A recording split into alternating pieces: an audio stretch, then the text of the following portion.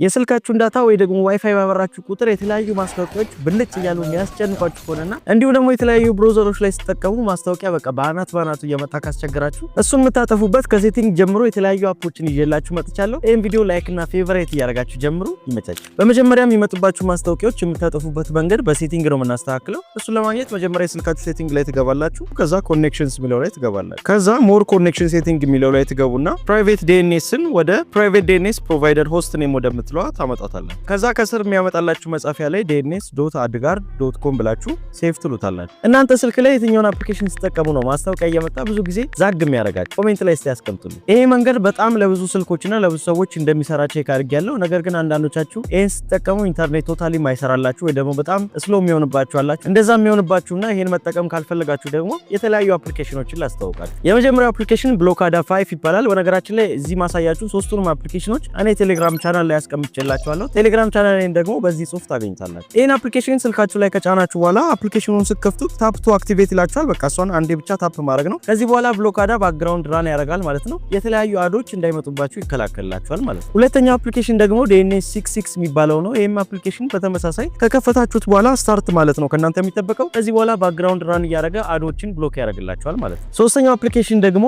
አድጋርድ ይባላል። ይሄም አፕሊኬሽን በተመሳሳይ ከከፈታችሁት በኋላ ከእናንተ የሚጠበቀው እቺን ስዊች ኦን ማድረግ ብቻ ነው። ከዚህ በኋላ ይሄም አፕሊኬሽን የሚመጡባችሁን አዶች ብሎክ ያደርግላችኋል ማለት ነው። በነገራችን ላይ እነዚህ ሶስቱንም አፕሊኬሽኖች እኔ ቴሌግራም ቻናል ላይ አስቀምጬላችኋለሁ። ሶስቱንም እየገባችሁ ቼክ አድርጋችሁ የምትፈልጉትን ማስቀመጥ ትችላላችሁ ማለት ነው። እነዚህ አፖችና ቲፖች እንደተመቻችሁ በጣም እርግጠኛ ነኝ። ከተመቻችሁ ደግሞ ላይክ እና ፎሎ ማድረግ እንዳረሱ። ይመቻችሁ። ፒስ